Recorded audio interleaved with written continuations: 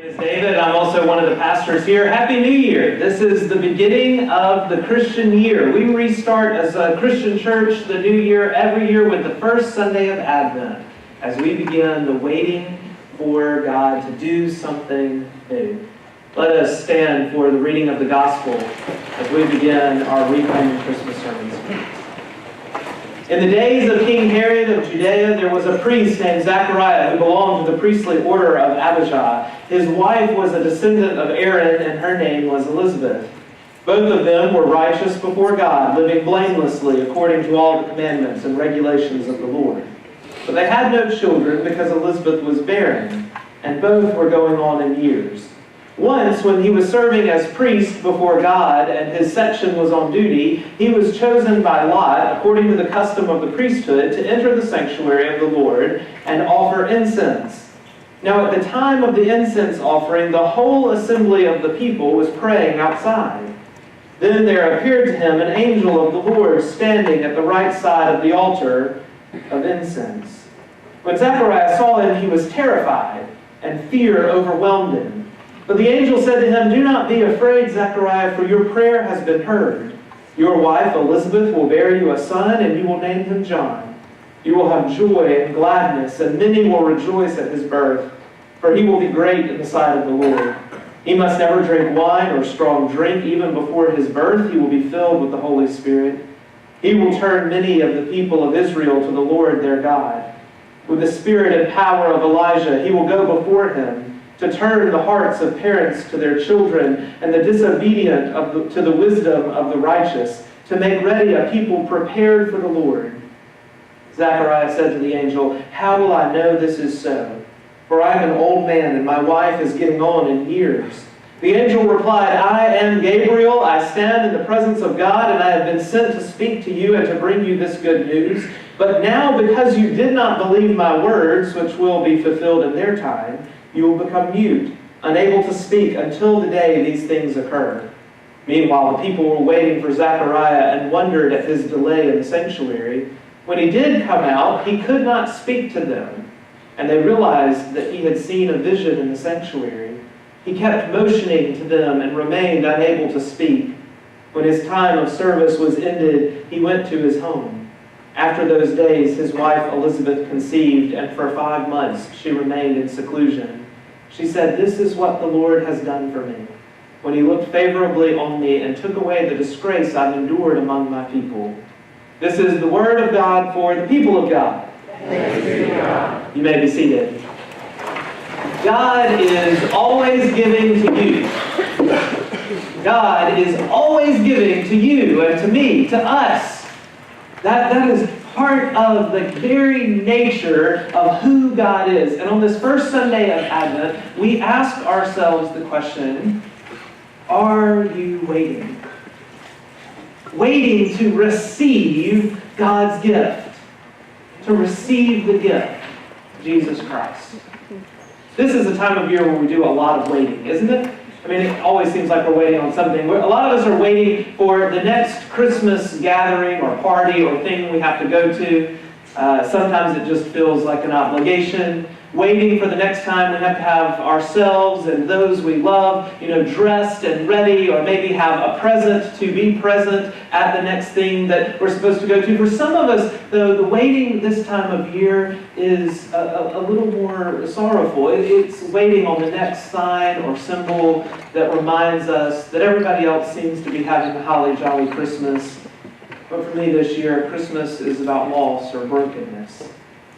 So we're just waiting and hoping. We don't have to be reminded too much of the jingle bells, not this year, maybe. But for all of us, there's all this waiting. And for most of us, it is a mixture of excitement and hesitancy. Like maybe it's just you're waiting until the gathering, the official one where you get to be around those you love, but the sacrifice of being around those you love is you have to be with Uncle Clark, who's going to bring up the president at the dinner. And why does he have to always do that? Or you're going to go and there at the house is going to be cousin-in-law Jane, and cousin-in-law Jane always drags on and on about her family, how they made the dressing so much better than our family made it. And why does cousin-in-law Jane have to be at my Christmas anyway? And there's all all this way. And for some of you, if you have children like me, you're just waiting on how many hours are we going to go until Jesus' birthday becomes another threat for child behavior modification. Here's what I mean. I think, a well-educated, I have 3 degrees of Christian theology. I never thought I would bastardize, turn Jesus' birthday into this, and yet I know that I'm going to say before this day is over, Joseph, if you touch Grace one more time, I'm going to tell Santa Claus. I have a doctorate of Christian theology, and I still use Jesus' birthday to tell my son I'm going to call Santa Claus. Some of us feel like Christmas is just one day away, and some of us feel like, oh my goodness, there's so much to be done. Please let it be 1,000 days away. Peter wrote in the 3rd chapter of his 2nd book these words. But do not ignore this one fact, beloved, that with the Lord, one day is like 1,000 years, and 1,000 years are like one day. One of our youth, who's got to be a budding economist, read this verse, or heard us read this verse, did what we told him, which is to pray about it. And so he talked to God, and he said, God, is really one day for you like 1,000 years? I mean, is 1 minute for you, Lord, like 1,000 days, 1,000 years? The Lord answered him, yes. And so this teen said to God, well, then, is 1 penny for you like $1 billion? And the Lord answered him, yes. And so the teenager said, well, God, can I just have 1 of your pennies? And the Lord said, yes. Wait here a minute. I have to give everybody time. That one takes 2 seconds. The Scripture's truth, especially today's Scripture, is that God honors waiting. God honors your waiting. Advent, these 4 weeks that begin our new Christian year and lead up to Christmas, are a time where we anticipate, where we expect, holy expectation. So let me ask you this. Do you expect to meet God this week? Don't raise your hands, but I mean it seriously. Do you expect to meet God? Yes, like Zechariah, you've shown up to the sanctuary. You're here. You're making your commitment good to be present in worship. You've offered a prayer or 2. But do you really expect God to show up with you here and to answer those prayers? And to use you, call you to do a miracle with your life? He was a righteous priest, Zechariah, we're told. He was fulfilling the Davidic covenant. Luke loves to be precise. He was out of the order of Abijah, or however you say it. We don't know how they pronounced it. We have no recordings from them, so I'm going with Abijah. But anyway, he's done this deal for many years. Lots are drawn. They're unceremonious acts. They just draw a lot. He goes into the sanctuary. He's going to offer his incense, just like generations of priests before him have done. It tells us in verse 6 that Elizabeth and Zechariah were righteous before God, living blamelessly according to all the commandments and all the regulations of the Lord.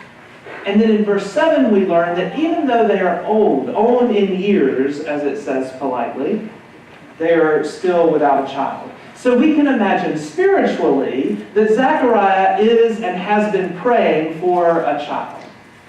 But on the surface, I don't think any of us think, and we can easily also imagine, that when he walked into that sanctuary this day, he did not expect to find out that he was going to be with a child soon.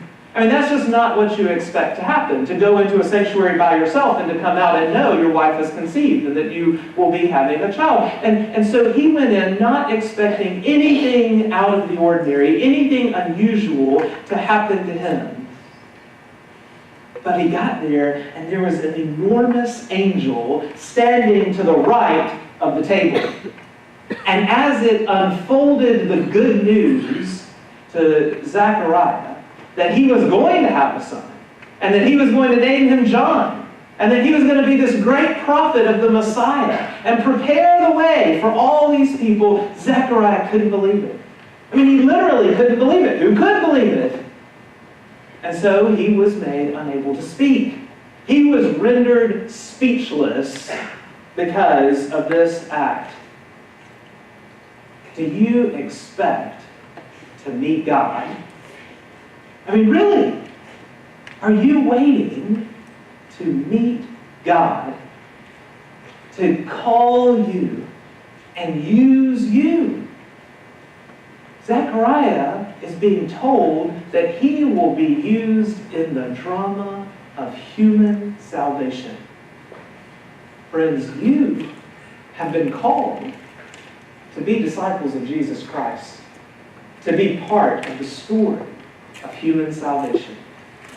Because when you go out into the world, just like Zechariah leaves the sanctuary, you are able to take Christ with you. His love, His joy, His peace. Are you waiting for God to use you as a miracle? I would love to see a miracle happen this year in Advent and Christmas. And I think a real miracle would be for us to actually celebrate Jesus Christ at Christmas time. I mean that. I think it would be miraculous if the church could reclaim Advent and reclaim Christmas as a celebration of Jesus' birth, of the story of God becoming incarnate. And that's the real gift, isn't it? That God became incarnate, and when He came into this world, He met the actual incarnate real needs of real people. He sought out to heal and to save the least, the last, and the lost. And the real meaning of Christ's life is to give like Christ has given. And yet what we've done with Christmas is we've made it somehow kind of this act of abundance where we spend extravagantly on people who really don't have much need. Or we wait for December 25th to just receive some gifts ourselves. But that's not at all who Jesus Christ is. Those aren't the kinds of persons that Christ has called us to have a time of reflection.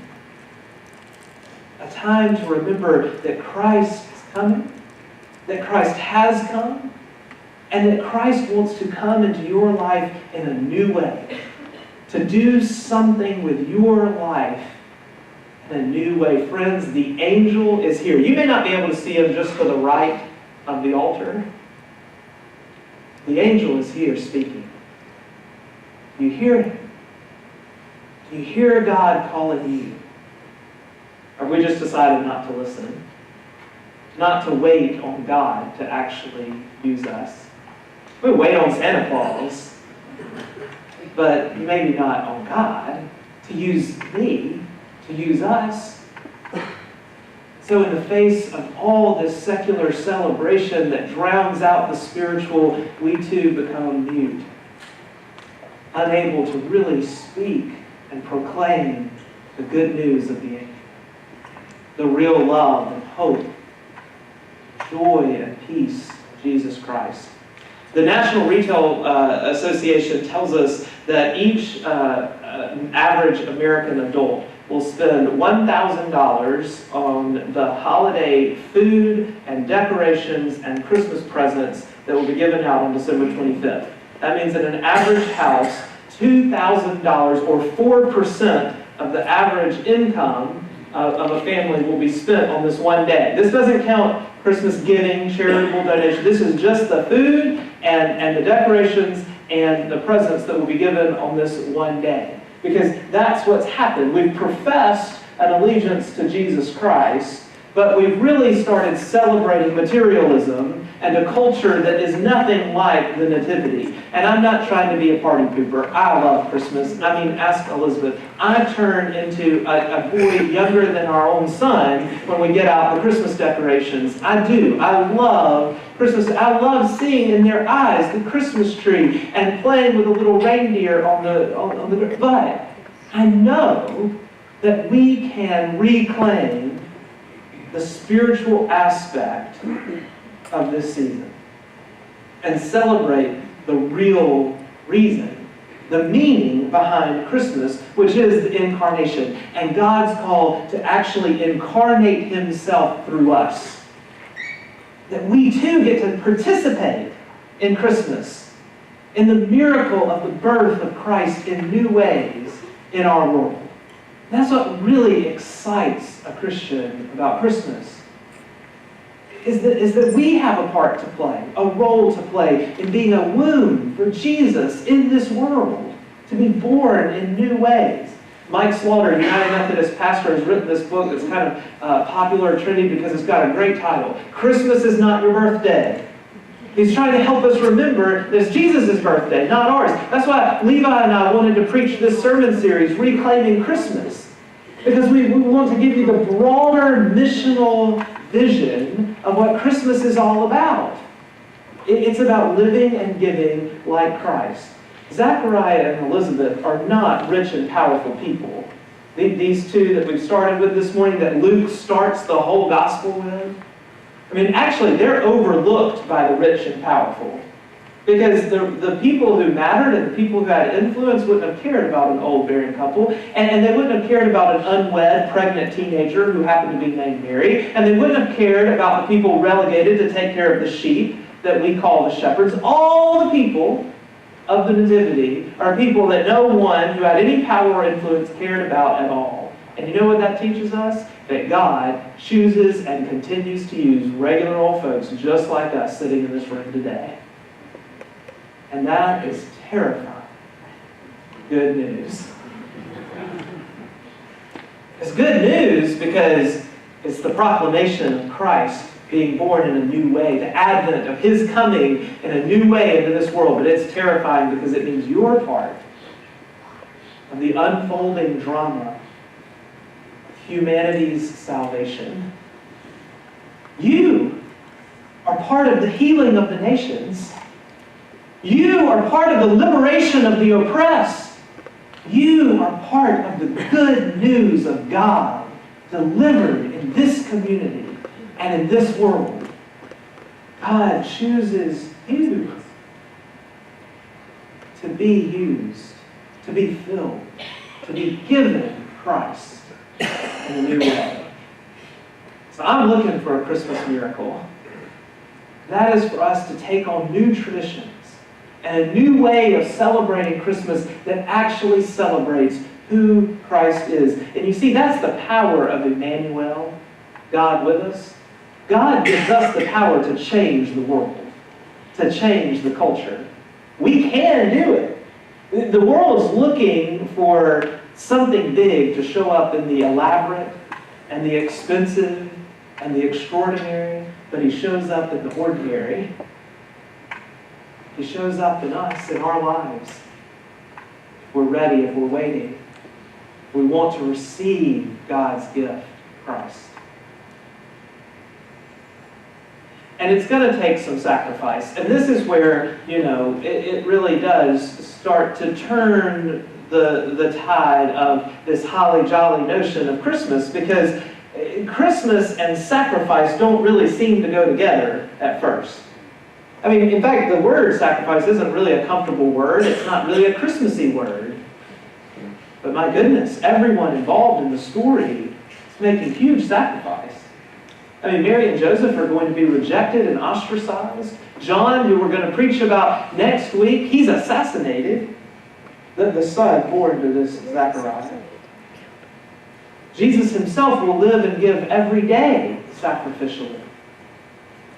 Part of celebrating Christmas, the real miracle of Christmas, is when you decide that you can sacrifice in order to actually celebrate the birth of Jesus Christ again. That's how we find the real meaning of Christmas. It should be no surprise to us Christians that a meaningful Christmas, just like a meaningful life, will only come in sacrifice. That's why you can't separate the cradle from the cross. Paul talks about this in Philippians chapter 3. He says that a Christian people share in the sufferings of Jesus Christ. We have to be willing to make a sacrifice of our time, of our energy, of our effort, because every single miracle is born in the heart of a believer, it's clarified in conviction, and then it doesn't actually become a miracle until you start a committed action. That you act on that call God is placing in your heart. That angel's voice that is calling to you right now. A few weeks ago, several weeks ago now, we got to experience a miracle like this here at this congregation. Because our brothers and sisters to the east had the Hurricane Michael strike them. And we wanted to do something. We all heard God calling and tugging, the angel proclaiming there's good news. It's hard to see, it's hard to find, but you can be a part of it. And so with one Facebook post and an email that went out to the congregation, we put a 16-foot wide, long, enclosed trailer. It's over there across the street if you want to see it later when you're leaving this place. It's a huge thing. We put it out on a Monday, and by 5 o'clock it was totally filled to the brim with supplies for us to take over there. I wasn't willing to sacrifice church members just yet, so we drove in before some of our agencies were even able to get to places. We went to a church in the east side of Panama City called St. Andrew, and we showed up with all kinds of food and water and hygiene equipment and cleaning equipment and things that you all collected for us to give in the name of Christ to a community in need. Our neighboring school, Helen Caro and Bailey, they both collected bottles of water to go in our shipment. And when the grumpy old men showed up to load up these water bottles into our trailer, it was a second trailer that we took later in the week. You know what the kids did? They said, no, we want to load up the water. Because they want to be a part, just like everybody, in a miracle. And sharing love. On the way over, I got a call from one of our UMCOR coordinators who said the pastor that we were going to see, a friend of mine named John, had made contact with them, and they needed some toddler underwear for a woman who was at the site. She was going to be waiting on us, and she needed some clean underwear for the kids that she had with her, because they hadn't had any clean underwear to put on. And so we pulled over into a store that was open, and we bought all the toddler underwear I could find. There are lots of sizes and just 2 genders, but it still takes a lot of underwear to make sure you've got it covered, but we knew they'd be put to good use.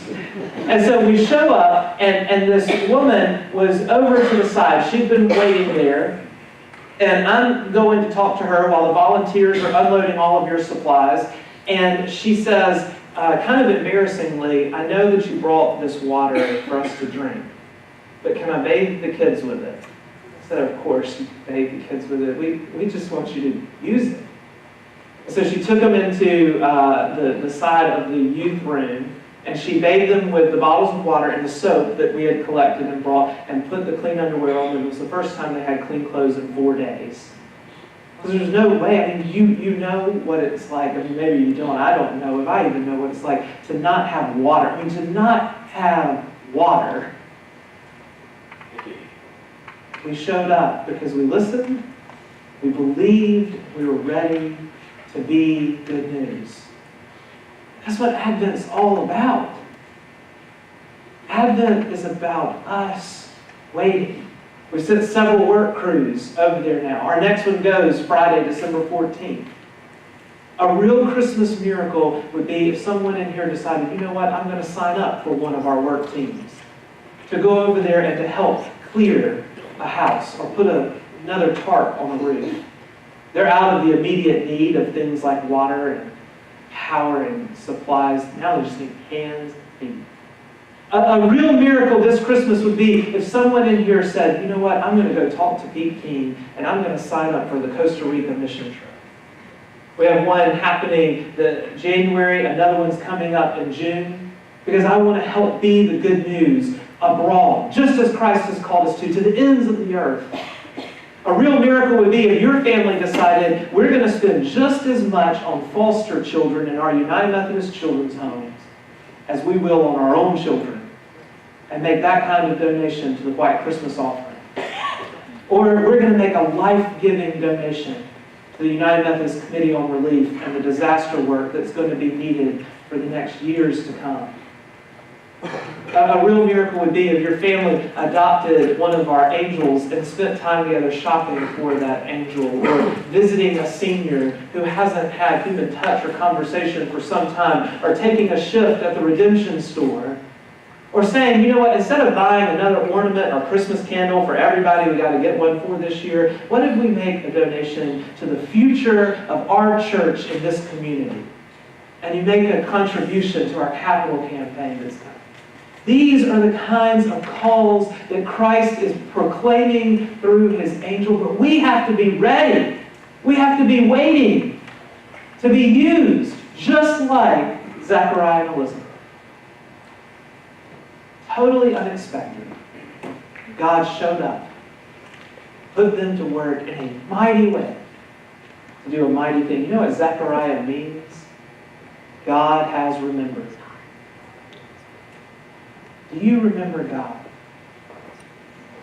Do you remember that that's what this is all about? That God is proclaiming the good news of Jesus Christ to you in a new way. If you're ready, if you're expecting, if you're waiting, God will fill you with Christ, his purpose. You will make the sacrifice of time, resource, of energy, of effort. You too can actually give to Jesus Christ. We give to someone in need, giving to him. And after all, it's his birthday. In the name of the Father, and of the Son, and of the Holy Spirit. Amen.